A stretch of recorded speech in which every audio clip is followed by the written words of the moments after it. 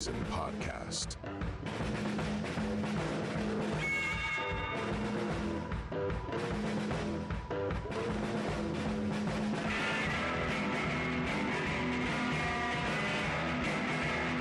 Here are your hosts, Sean Phillips, Andy Van Beber, and Travis Kirkendall. Welcome, ladies and gentlemen and friends. This is the Voice of Reason podcast. It is August 15th, the great year of 2023. My name is Sandra Bullock, and as always, I am joined alongside my two co-hosts, Mr. Andrew Van Beber and Travis Kirkendall. Gentlemen, how are we doing today? I should have changed my name to Tim McGraw. Sandra Bullock, I Tim missed McGraw, yeah, you know, and I missed my shot.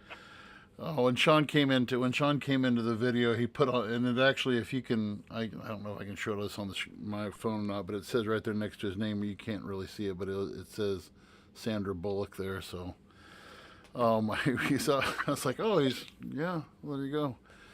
Oh, hey, man, we celebrated the old Big 4-9 this weekend, so that was a lot of fun. Thank you for the birthday wishes there, and of course. What'd you do for celebrating the Big 4-9? Me and the kids went out fishing, caught some fish, and strangest thing, while I was out there fishing, a former student drives by, and he stops by and talks to me, and he says, "Hey, you want this disc golf thing?" And it's one of these big, heavy steel.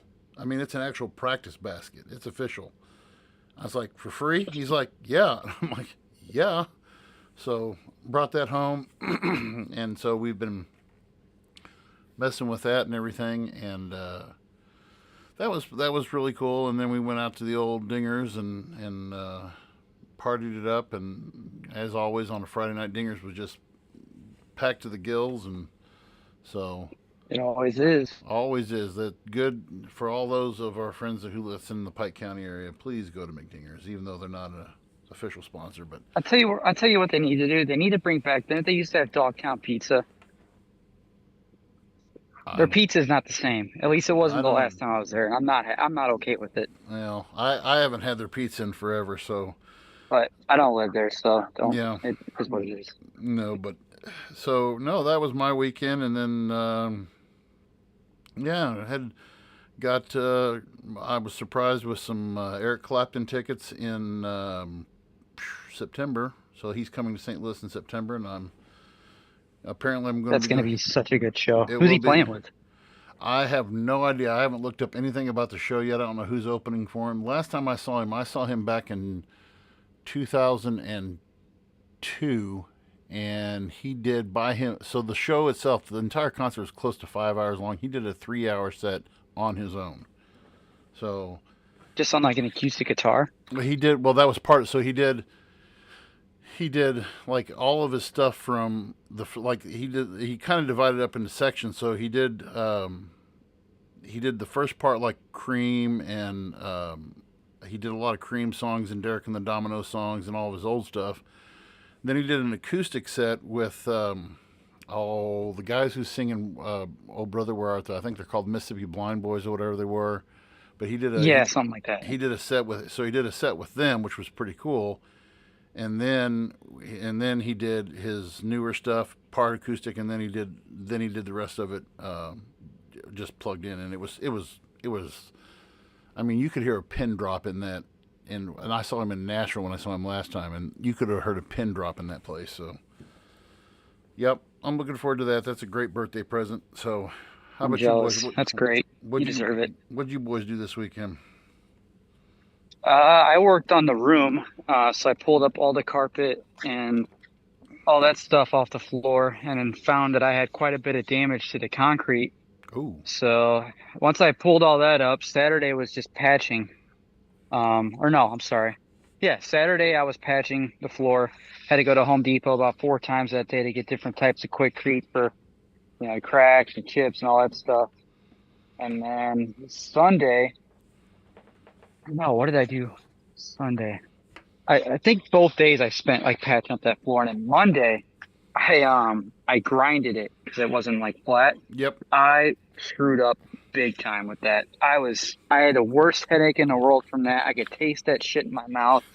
Danny was yelling at me because like the house is like getting all smoked up with the dust and stuff. It was Yeah.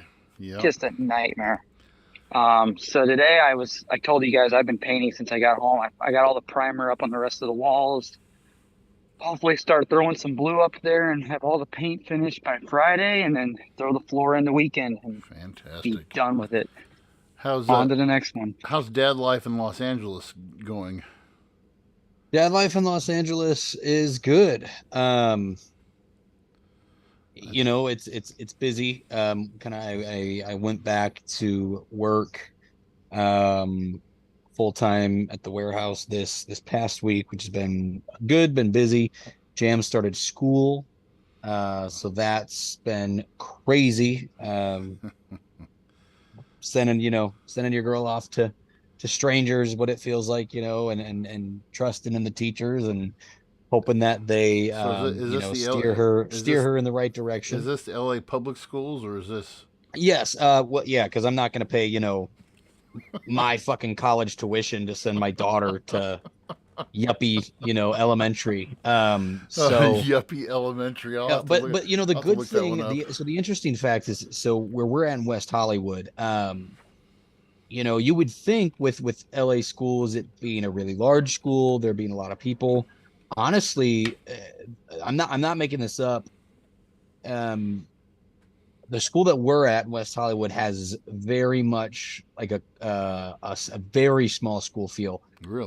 There are less than 20 kids in my daughter's class. That's awesome. There's a teacher and an aide at all times in the class, at least one aide with the teacher, which is great.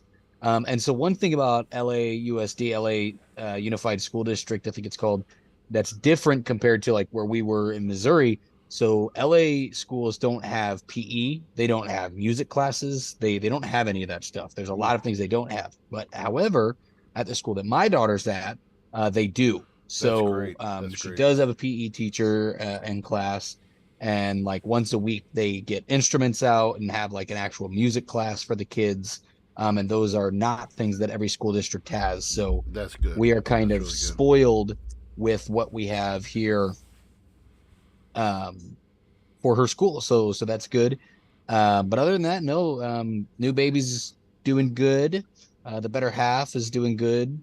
She's still definitely the better than me half. So she's rebounded well. That's good. After giving birth. The baby is definitely mine though, and the poor girl unfortunately looks just like me, and all she does is hold on a second. Wait a minute. And cry and poop. There you go. You want to make sure that the baby's definitely yours. There you go. She poops about 10 times a day, which is about that definitely 5 times shy of my record from last week. So she's growing like a weed. Well, great. Oh my goodness. Well, tonight's topic, we called it the Blindside. Obviously, anything that deals with adoption or anything in that light always gears me up, kind of keys me up. For those who don't know, if you've been living in a cave for the last, I don't know, when did that movie even come out? Was that 2008, I think. 2008 or 2009. I think Sandra Bullock won the Oscar 2009. Yeah, she won, yeah. And so the idea was Michael Orr filed suit Monday, and I don't know where it was at what court or what state. I'm thinking it's Memphis. I'm thinking, right? Shelby County Court. Yeah, Shelby County Court, Tennessee. So that's Memphis. And so basically, Michael Orr is filing suit against Leanne and Sean Toohey, which was played by Sandra Bullock and country music star Tim McGraw. Thank you. And they basically, this is just straight, I'll read this straight from the suit. It said the lie of Michael's adoption is one which co-conservators Leanne Toohey and Sean Toohey have enriched themselves at the expense of their ward, the undersigned Michael Orr. So basically what happened was, for 20th Century Fox, the Toohey family received a contract price of $225,000 and 2.5% of the film's net proceeds, which the film has grossed over $300 million.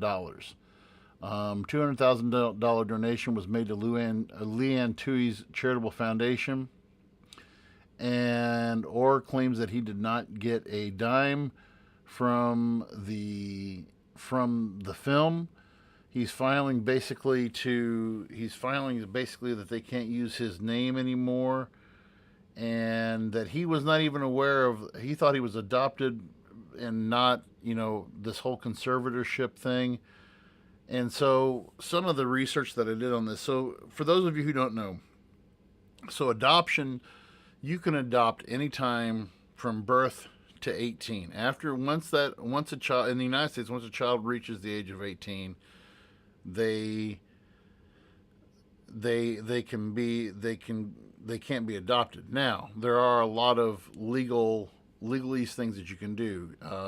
They can, you can gain conservatorship, which is, you are, for lack of a better word, you're a guardian for that person, and you manage that person's, you manage everything about their life. Michael Orr was a ward of the state of Tennessee from the age of 11. And then he enrolled in Briarcrest Christian School in 2002. Now, just for the record, Orr says, well, I don't remember signing a conservatorship. Well, so doing some research on how, and I wasn't really sure on how a conservatorship worked. What a conservatorship, how it works is the court constantly, and this is from a civil attorney. I was reading some of her comments on this.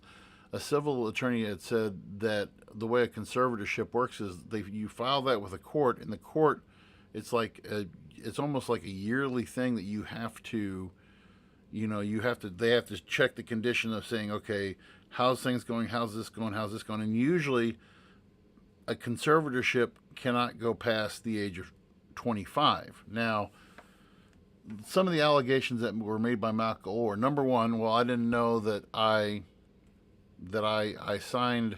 I don't ever remember signing a conservatorship, which he could have signed at age 18. He's a legal adult, and he could have signed it.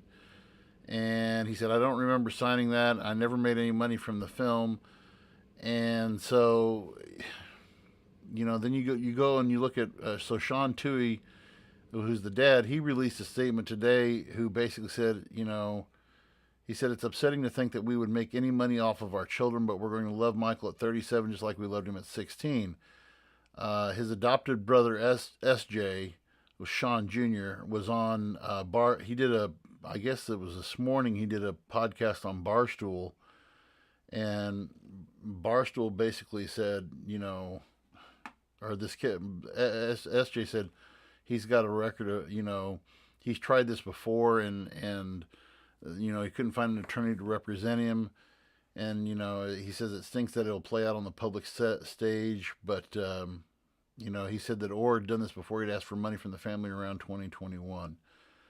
I think it's a sad, a couple ways I want to look at this tonight.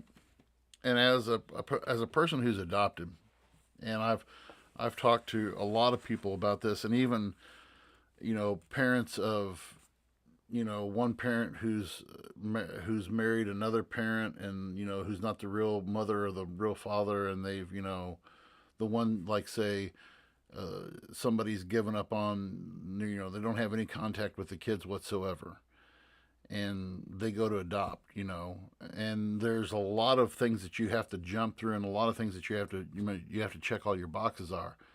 Michael Orr was, and I mean, Michael Orr claims that the Blindside was, over dramatized, but he was, his mom was a drug addict at age 11, and he was going from place to place and living with different people. I want to see, one of the things that I think is wrong with the country today, and when it comes to our foster care system is totally effed up. There is no such thing because we do not have, I think the last orphanage in the United States closed down. 50s or in the 60s. So we do not have orphanages per se in the United States anymore. What we have is the foster care system, because the government finds it to be more efficient and more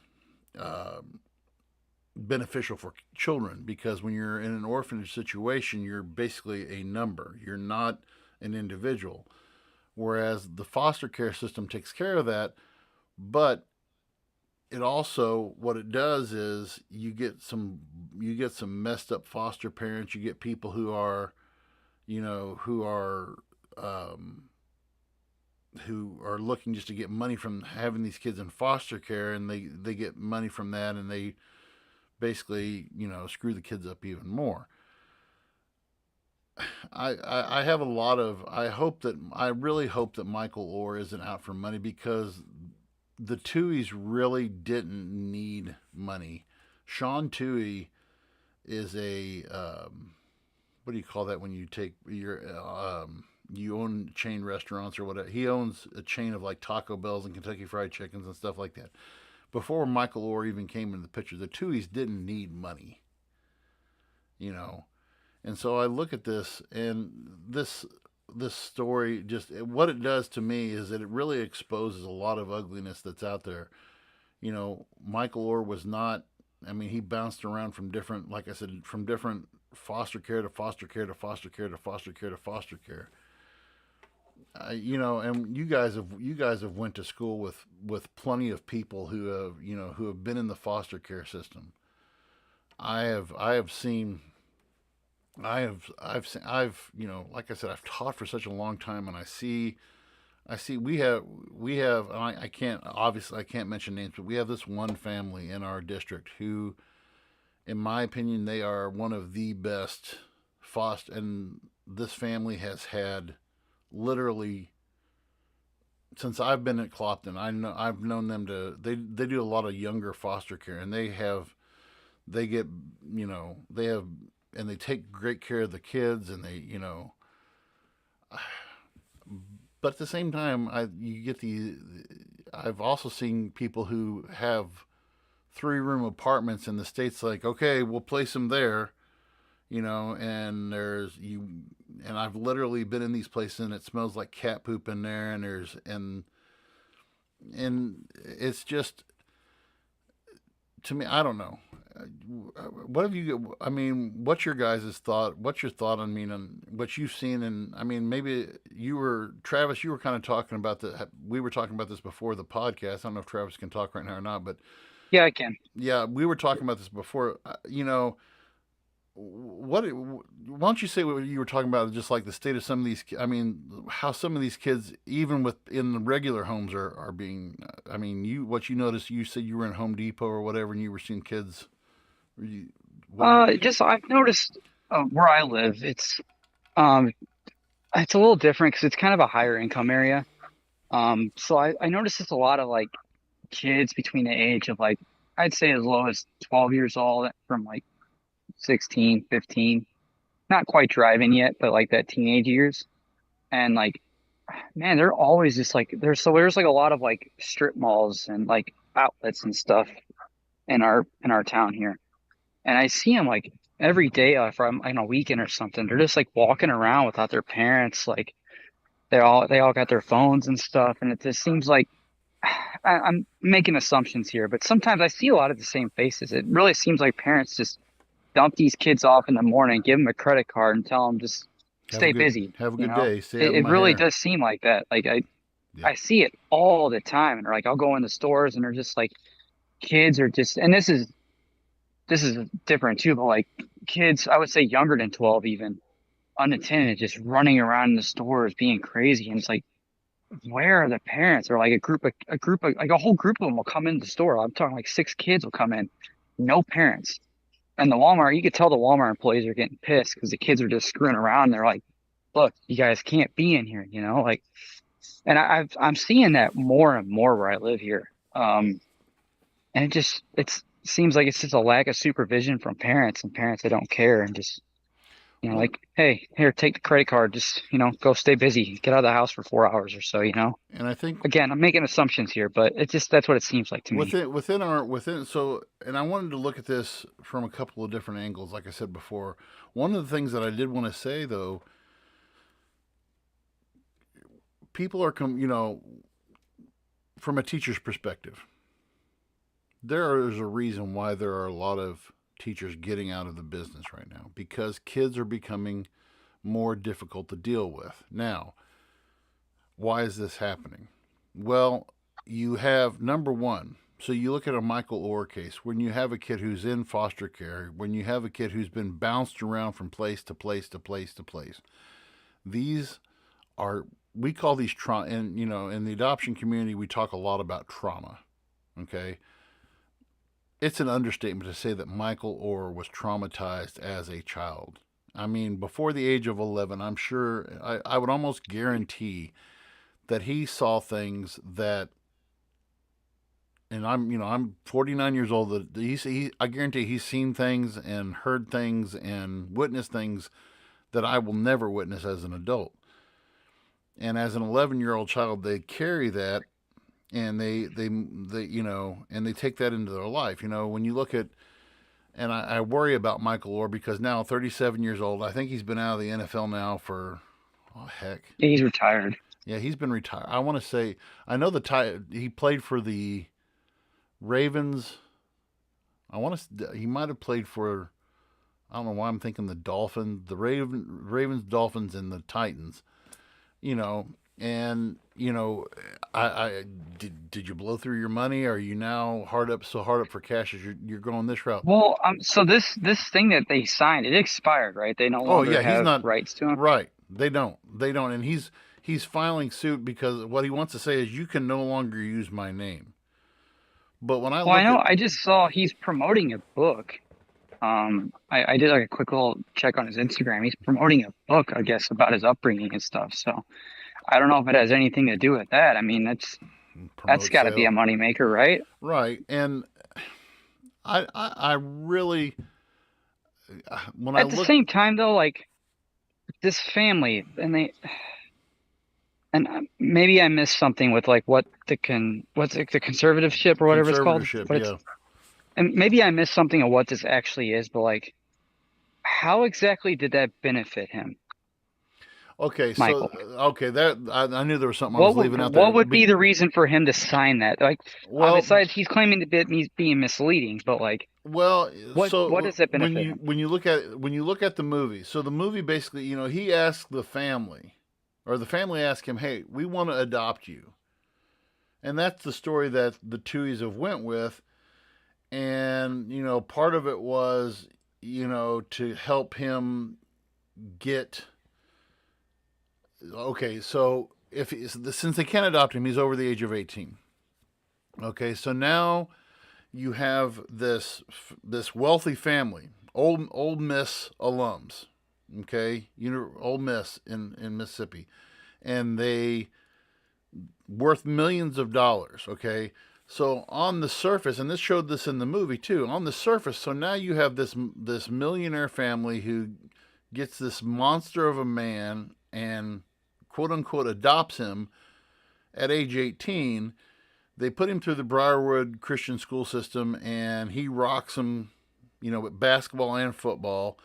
And they hire a tutor to get his grades up.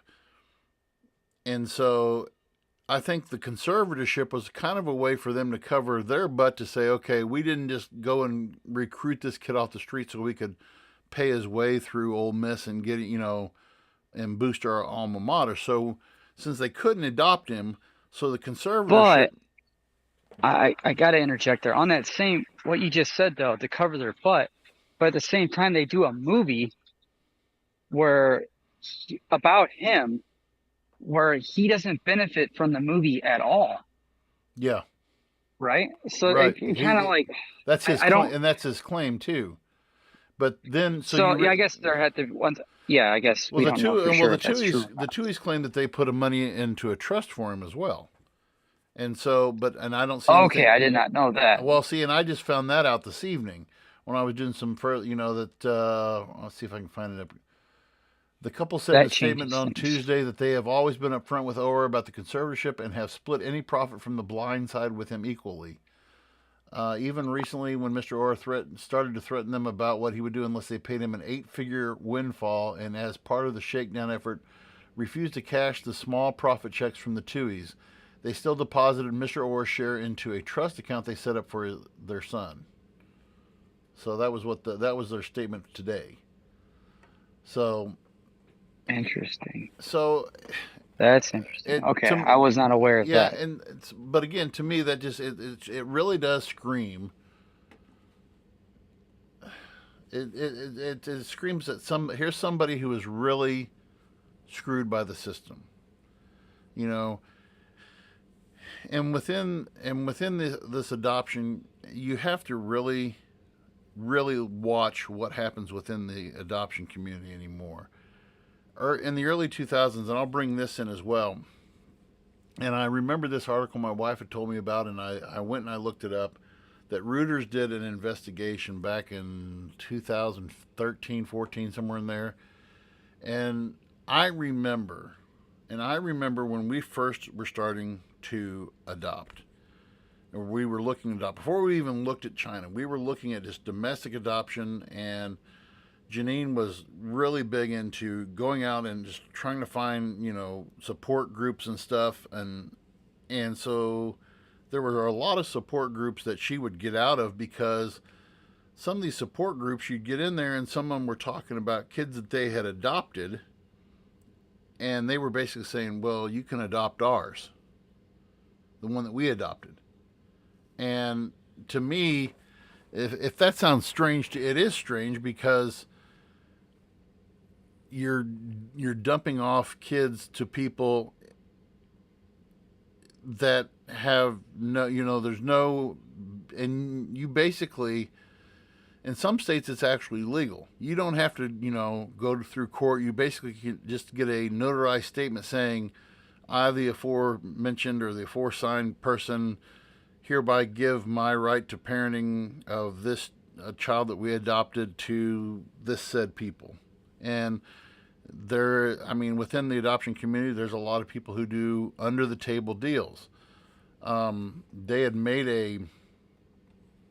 been a documentary about a girl who, I can't remember the name of the movie. It was a documentary about this girl that this family adopted from Liberia. Okay. And she was 16 years old, and this couple was in their 30s, and they adopted this girl, and this girl was just too much for this couple to handle. And so what they ended up doing was they put it out in one of these groups that said, hey, we can't handle this kid, and they gave off this to this family that lived in Wisconsin. And Sean, I wish you could see a picture of this gal, because she's, I don't know if it qualifies as your dream girl or not, but this girl is probably every bit of 250, 300 pounds and sitting on the couch with a Diet Coke or whatever. But they didn't do any vetting of these people, and basically and this girl went missing until she was 21. And so from age 16, 21, she wasn't enrolled in school. And these people had their own kids taken away from them, who were taking this girl from Liberia. And when this girl basically got free at 21, she talks about stories about how she, her new parents would, invite them to come in the bedroom and lay with them while they were laying there naked and stuff like that. And it breaks your heart that stuff like this is happening. And it's so fucked up. It is. And, that's ridiculous. Right. And so, and what it is all about this is you have this group of people who, you have these quote unquote middlemen, okay, who call themselves adopt. You have to be licensed. You have to be a licensed adoption agency to be able to do a legal adoption. But then you get these people who do, who run these bulletin boards like, okay, we'll be the go-between, and the whole system, and then 20, it was, so when we started the adoption process, so this came about so we've had Briley now she's 12, so we got her right at 11 months, so we've had her for 11 years. So this is right when we started going through, we had to be, and the federal government started cracking down on this because they're like, okay, we're going to shut all these sites down, Facebook groups. And this is before Facebook is what it is today, and you got all these Yahoo chat groups and everything. People were, I mean, it was almost, I don't want to say trafficking, but it, in a way, it kind of was trafficking, and it was, and I mean, it wasn't for any, I mean, like I said, my wife would get out of it. She's like, you can't believe what they're talking about in this group. And I just remember, but that stuff has long been gone. But what ends up happening is you have a generation of kids now, like Michael Orr, who, traumatized kids. And you pair that together with what's going on within our society, like the situation you were talking about, Travis, and you talk about, and what we have is a really difficult generation of kids who are confused and don't have any sense of direction. And one of the things I almost had our principal on, and I almost invited him on, but one of the things that we're doing to combat that, especially in the state of Missouri, is what they're calling character education. Let that sink in just for a second, boys. Character education. Okay? Now, that's a reflection of the time we live in, though, right? Yeah, I mean, I hate to say that, but yeah, I mean, when you have these kids, you have I think and I mean, you guys, it's safe to say now that you guys have been out, and I mean, there's half a generation has passed since you guys have been in school, because now you're both having kids, and you guys, that's why I say there's a half a generation that has passed since you guys have been in school.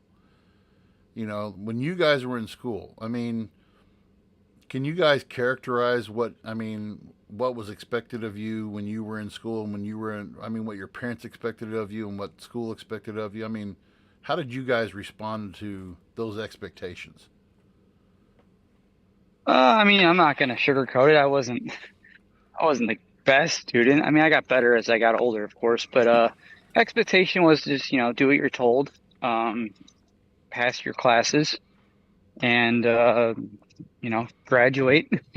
My dad didn't have the highest expectations, but I was expected to, do what I was supposed to do, to respect authority, and he better not be getting calls from the principal saying that I was doing things I wasn't supposed to do. And if something like that was to happen, I know for a fact my dad would have taken action, and I would have been disciplined for it. I respected my dad very much for that. Sean, what about you? Sean, how was your experience with that? No, I mean, my parents were great. There was never really any kind of force feet to the fire or anything like that. Like, I mean, aside from being like a bit of a fucking goof, like I did my work, and like I didn't graduated like with straight A's, but I didn't have any like D's or F's, except for the science teacher that was more concerned about looking down 13-year-old girls' shirts than he was about actually fucking grading my homework. So by the way, I saw him last week. Well, I'm surprised you didn't have to show him call him through a window at the Pike County Penitentiary, because that guy's a fucking goof. Anywho, but no, it was never, it was for me, it was always a level of, if you don't do things that are stupid, we don't need to helicopter you. Like, as long as you just kind of, do what you need to do and get through, like, we support you, and we're here for you. So I didn't really have to, worry about anything like that. Well, okay. So now let me take this to the next level. Okay. And I want to get back to this issue. If you guys had a hardship that happened to you let's talk about not in teenage years, but in your early life, you guys had a support system in place, right? I mean, you had I know that Travis, if you don't, how old were you when your parents split up? They divorced when I was 5. Okay. So when you went through that, if you don't mind me asking, what was in place to help you cope with all that? Um, Or do you I just had a remember? lot of family support. My grandparents stepped up big time, on my mom's side. Mm-hmm. I think that was definitely a big support channel I had. It was just a lot of family. A lot of family was always there for me, just keeping me busy, keep me occupied. Mm-hmm. I would say that was probably the biggest support channel I had with that. Um, but I mean, a lot of the situation, I was so young, it didn't really. I would say the effects from something like that didn't really hit me until I was older. Mm-hmm. I would even say even today, there's still effects that I'm, going through with that Mm-hmm. 100%. Mm-hmm. And that's But yeah, there was definitely stuff there for it, for sure. but there again is that's the point that I'm wanting to get at, because if you look at a when you look at a Michael Orr case, when you look at a Briley Van Beber case, if you do not have proper support in place at the time, because you know when we brought Briley home, I learned so much about brain science that and I'm still learning a lot about brain science. It's remarkable how complex the brain is, and with all the chemicals and endorphins that are introduced into the brain from different responses of different things, and if a need is not met, or something isn't, and that's why I asked you about your grandparents or about your parents. In that time you said, hey, grandma and grandpa stepped up to the plate. You still have you're still, but you're a successful, thriving, adult now. You still have and we all have those issues, but at the same time you had that support plate in place. When I look at Michael Orr, I see him as a boy who probably, God knows what he went through until he was 11 when he became a ward of the state. I look at him now as a guy, and hats off to the Tuohys. I'm glad that they helped him out, but at the same time, when you have a kid who's been traumatized like that, that's something I noticed from the movie. You don't just throw money at it. When you adopt a kid, you don't just say. And I've seen that. I'm the boys know some kids who I think was in your guys' class, maybe even, or younger or older. Parents who throw money at a adopted kid. Here, let's make this go away. We'll chase all your problems away with money. Yeah, that doesn't work. No. We've seen that clearly. Yeah, and I think that's been the case with Michael Orr, is But there's because there's still what we don't know is like, they from I think what you said earlier, they claimed they were like totally transparent and like how this deal was going to go down, and like right. I have to wonder, like, was the movie really in his like best interest? Like, should the movie have really happened for him, being his background, like, and what he was dealing with? Like, was that really the best thing for him and his mental health? And Right. like And did somebody and the stuff we're seeing now, like, was it really necessary? Like, was this movie like, obviously, like you said, these people had money. That wasn't an issue before this movie, and it's definitely not an well, issue after. But like, was the movie necessary for them to set up a trust fund to benefit him? so this is something I want to ask Sean about. So if and I don't know the case behind this. So in these quote unquote real life movies, is it usually it's usually the people who are involved who write a story, then the story goes to, and then is that picked up by a agent or picked up by a company, or how does that usually work out?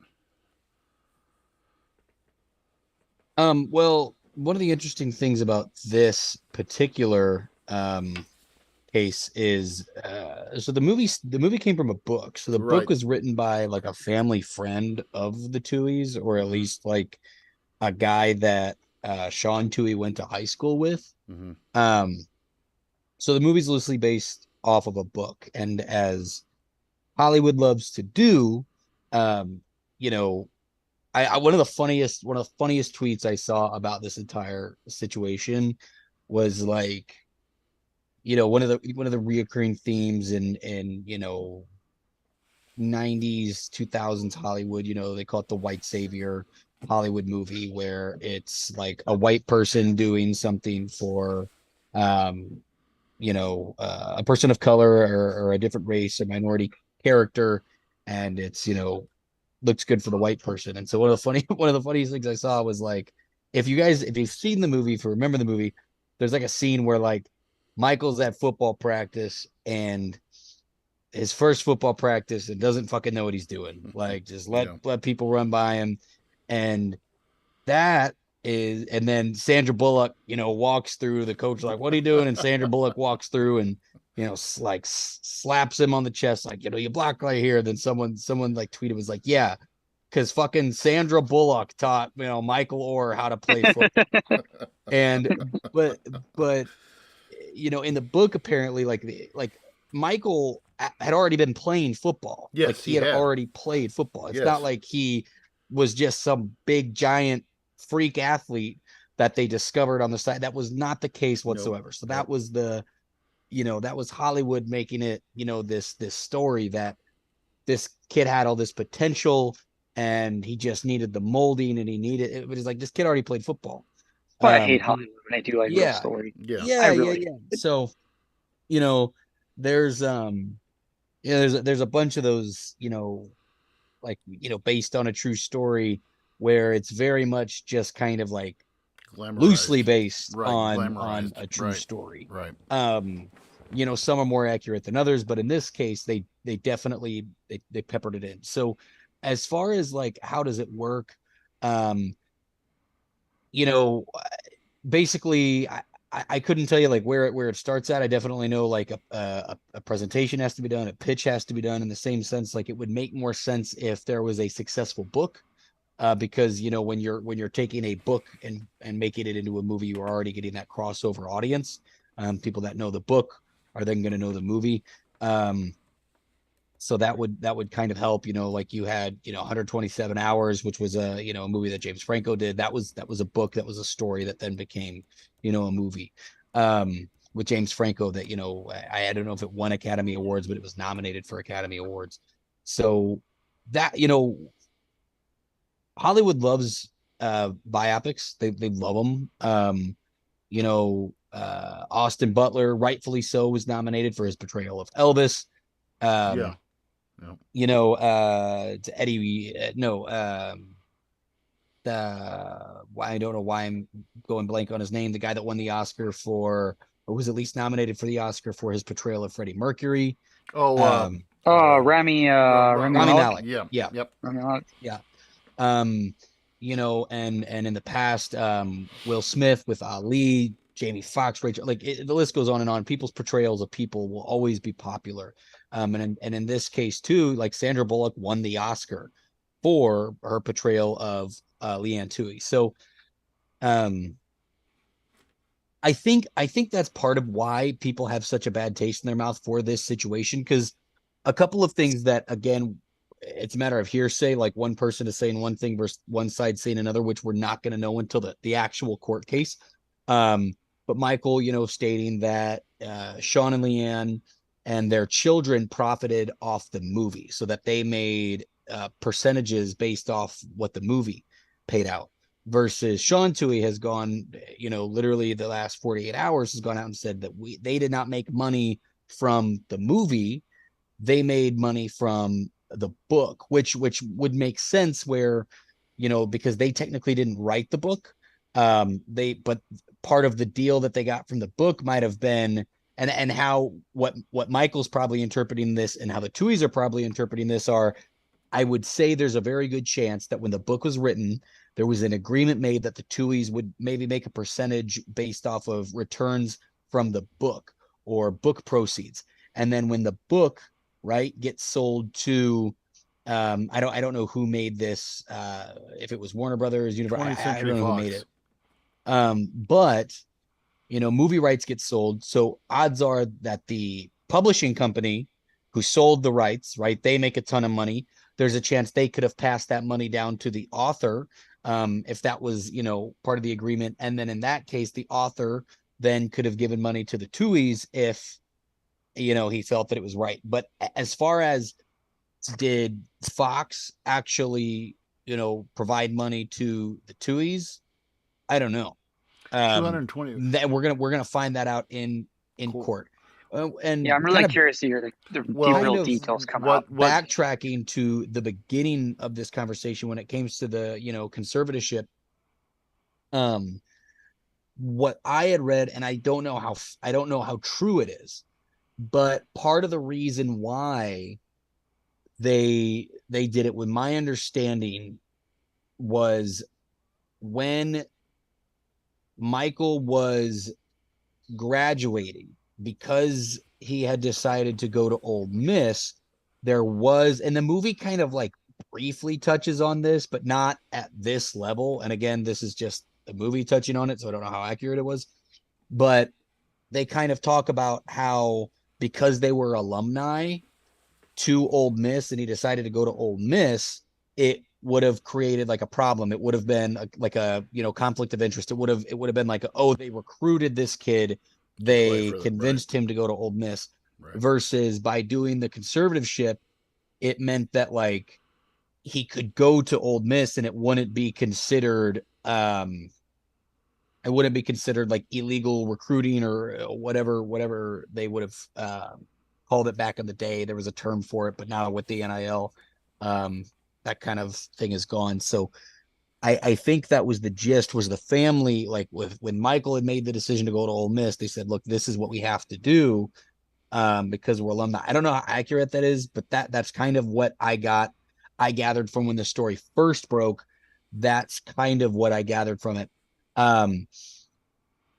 At the beginning, because again, he was 18.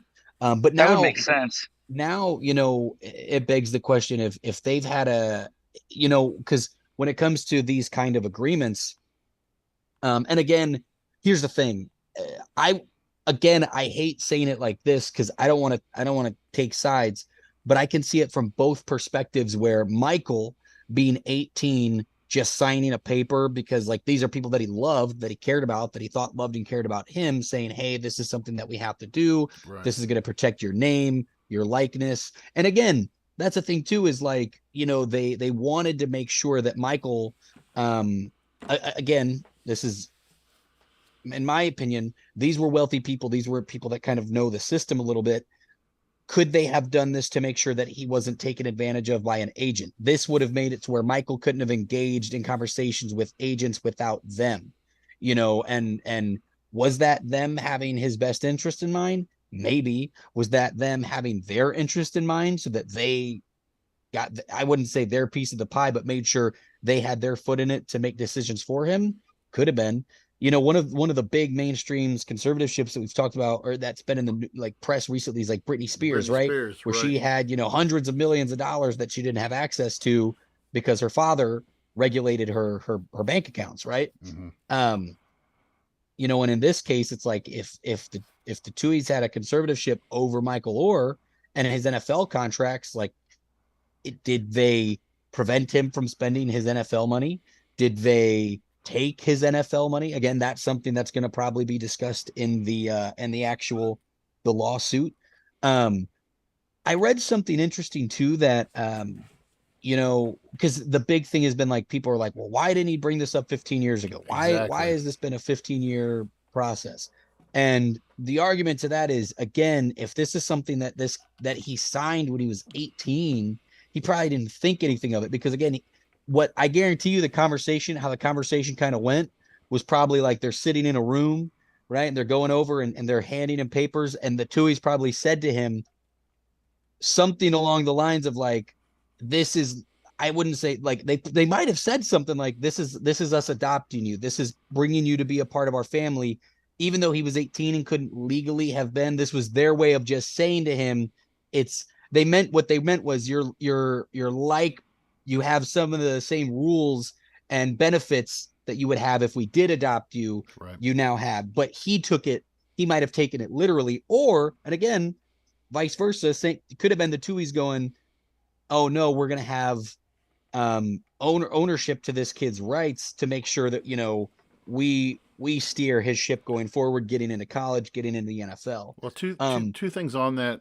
The thing that really kind of raised a red flag to me was when Michael Orr said in this filing of this petition was that he was not aware that he didn't make any money from the movie until February of this year. Okay. To me, that's a major red flag because, and again, I'm not taking the Tui side. I'm not taking Michael Orr's side because it's a tragedy that this is going to have to play out like this. And I just did some research here just as you were talking, ESPN, so he made, in his NFL career, it's estimated that he's made about $34 million. He played with the Ravens, then the Titans, and then he finished his career with the Panthers. He played like 8 or 10 seasons. He had a long NFL career. Yeah. So, there are a lot of things that you can look at, like you said, and within the whole, and you did an excellent job there, Sean, of just laying it all out there. Okay. What the Latin term is cui bono, who benefits, all right, and so that's kind of when a court looks at that, they always look at cui bono as okay, who was to benefit most here, who was who, and I don't know, and then when you mentioned the whole white savior thing, and I remember reading a story on Vox.com. They're kind of a entertainment kind of website.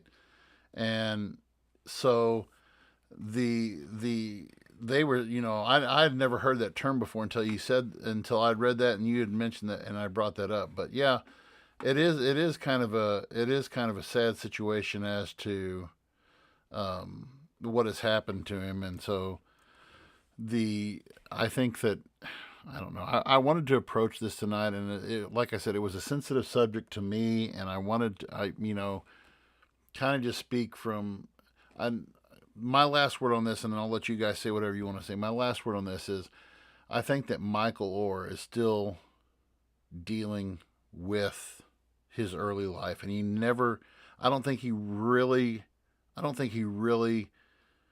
got the help that he needed.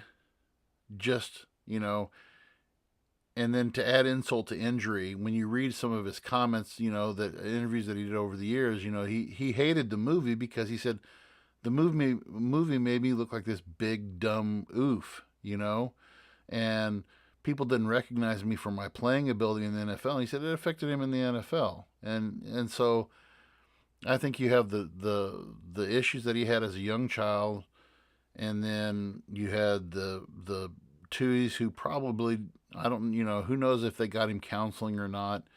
And then now he's retired, and it's a sad situation all the way around.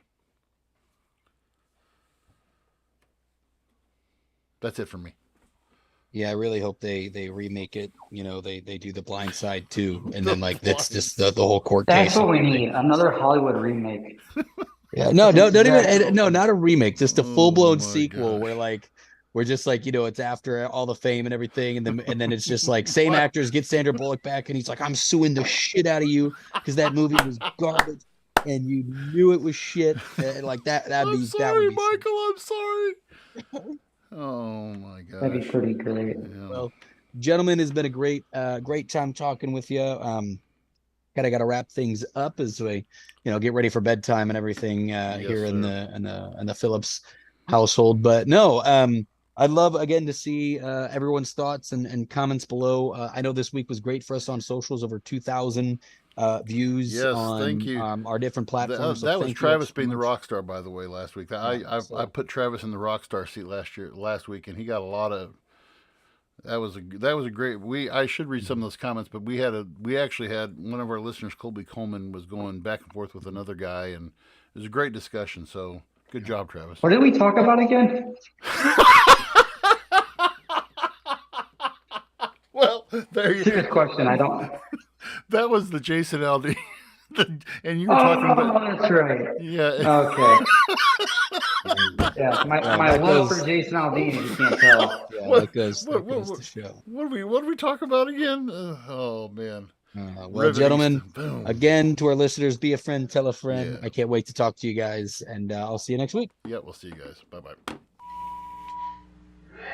Thank you for listening to the Voice of Reason podcast. Be sure to check out our other content on Facebook, YouTube, and TikTok.